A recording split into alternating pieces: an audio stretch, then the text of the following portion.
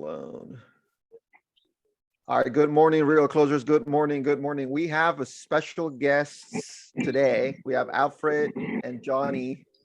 So these guys, and what we're going to talk about today is one of the biggest sources of listings and seller leads for your business right now is FSBOs and expireds. And a lot of us are still not doing that. And we've talked about this week after week, every Monday when we talk about how to prospect for more listings. I've seen Alfred and Johnny personally on the phone killing it every time and time again. Every time they call, they get that appointment, they get that listing.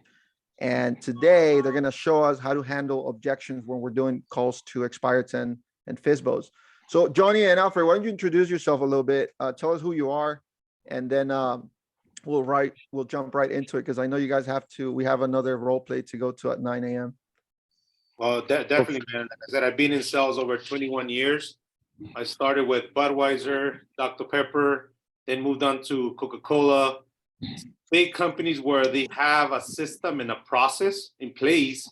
And what I ended up doing when I decided 4 years to go full-time into real estate, partner up with Alfred, brought those systems here and got introduced with Grant and Alfred in the sales process. So when we make our calls, we have a process in place where it starts with your greeting, fact finding, then move into your demo, and then we move into a close. If you can close them there on the phone, this is where the money is at, on the follow-up. So based on my experience in the back, I said over 20 years, and then partnering up with Grant, using his material, we identify that there needs to be a process when you're making these phone calls. So we like I said, we emerge into the training, the role playing. This is daily what we do. We're literally, like Alfred says, SaaS assassin, an athlete. Like if you warm up before you jump a call, it's very important. Don't want to steal all the thunder. I know that Alfred has a couple, nuggets for you guys too. But we do follow a process, and we have a system in place. So in case we need to go back and figure out why we didn't get that appointment, we just look back on our sales process and what do we need help on. Awesome. Well, my name is Alfred Galvan, aka also known as the GOAT here in the real estate world. I've been in the marketing space my entire life. I would say way over 30 years. So when it comes to marketing is senior to sales, right? I was in the nightclub business way over 20 years, in the restaurant and service world way over 20 years, and here now in the real estate world where we're dominating. When we enter a room, we don't go to make friends. We go in there to dominate and meet new clients. That's our objection, and we're here to help. Anybody that needs help in the real estate world, we're going to be here to help them and lift them up. And for that reason too, and I appreciate you guys coming over here. I know we've done this for a while. I met Johnny and Alfred, and I don't know if you guys remember, Alfred was actually here in the group, and he told us a little bit about his story. He told us a little bit about his process. And ever since then, I mean, they've been getting listing after listing after listing. So if you guys need help or those little nuggets, this is the meeting. This is the live session you want to be in right now. So why don't we jump right into it, Alfred, Johnny, about what are the two objections that you guys want to talk about today, that you guys want to cover? Definitely, Robert. One of the things that we're getting and with our team, and we're hearing from another agent, is time. I'm not ready yet. I'm waiting for the market to go down, or the market's crashing, and there's an apocalypse coming. We need to wait. The next one is money. I'm not getting enough money for my property. I want to wait until we get that seller's market again. So right now, we're not netting enough money. We want to wait. So for that, we do have different ways we can sell the property and get you that amount of money, because we have 5 different ways to sell the property. So we go back to our systems and we go from there. We do have an objection. We do have a script how to handle those objections. And we'll role play one right now, me and Alfred, and then we'll get you guys feedback and anything that wants to jump in. I know Tere, she does it every day, but right now we want to focus on time and money. And these are specific to when you guys are making calls to expireds, right? Do you guys do more expired calls or more FSBOs? Which ones do you have more success with?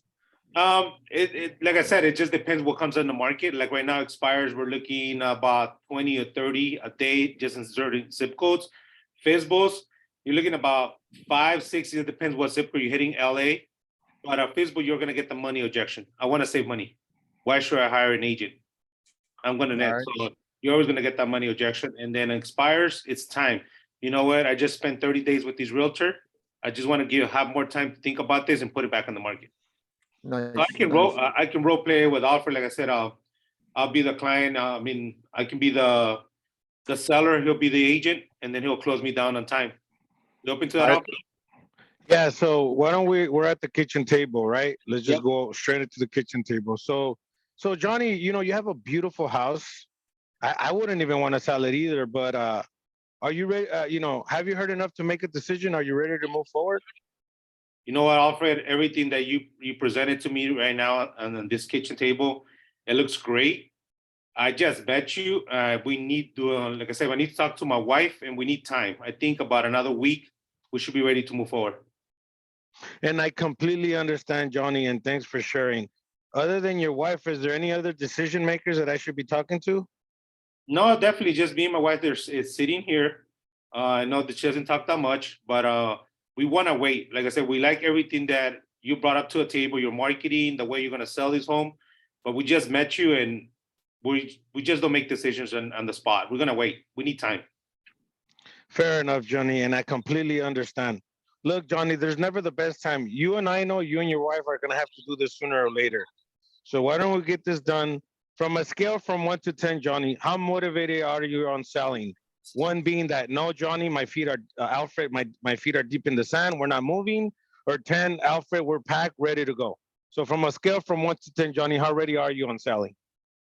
At 10, man, we're ready to go. And that's exactly why I'm in front of you, Johnny. And let me ask you this, if everything was right and everything was perfect, would you sign the listing agreement right now and put me to work? Yeah, definitely. I'll sign everything. I haven't done this before. I just met you, and I think we need a week in order to decide if we could move forward. Other than a week, do you need 1 week, 2 weeks, 3 weeks, 2 months, 2 years? How much more time do you need other than that week you're asking for? No, I think a week will be fine. I think everything, like I said, everything looks great with you, like marketing. I think we just need it by next Wednesday. We'll be ready. All right, Johnny. Well, listen, I'm about to take you back to the future. You did say before I came here, you did find your dream home in Arizona, right? Yes, I did.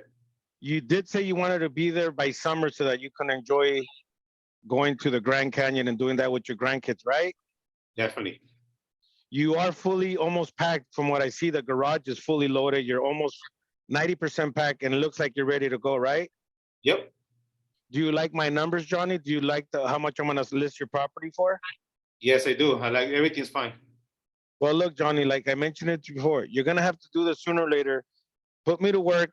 If you don't like what I can do in the next 28 days, no harm, no foul. This contract will get avoided, but I can sell your house over the weekend. So let's do the right thing. Sign here and here. Sounds good to you, Johnny? You know what, Alfred? You're right. I'm ready to go here. You wouldn't be sitting down here if I wasn't ready. And like I mentioned, I am already packed. Let's just not wait until Wednesday. Just move forward. Absolutely, Johnny. That's the best decision you're making in your life. Here you go. Here's the pen, sir. By the way, you're keeping that pen. Thank you. Appreciate it, Alfred. Awesome. There So you go, Robert. So based on this, and I know a lot of people watching this, whether you guys watching live right now, watching it on the replay in the group or in the YouTube channel, it looks like as if it was an easy transition that Alfred was able to take Johnny, to actually sign that listing. And like I said, I've seen this happen many times with them. And if you keep fact finding, if you keep pushing, if you keep repeating yourself over and over again, and just kind of repeating what the seller already said, and time in this case is the only thing that they want, everything else looks good, 99 out of the 100 times it happens this way, where they just will sign that. And again, I can attest to Alfred's skills on the phone and on in person too. And it's about, like Johnny, the process. Yep. A lot of us watching right now, we follow different scripts, right? We follow different things. I haven't seen that many people to follow Grant Cardone's sales process, but I've seen it work, and it works every single time.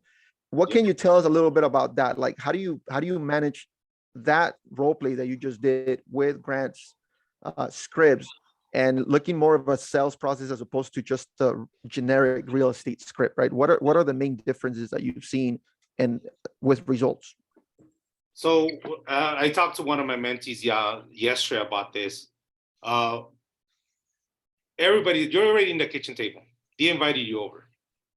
Okay, the only reason that person is not going to do business with you is because you're in the wrong product.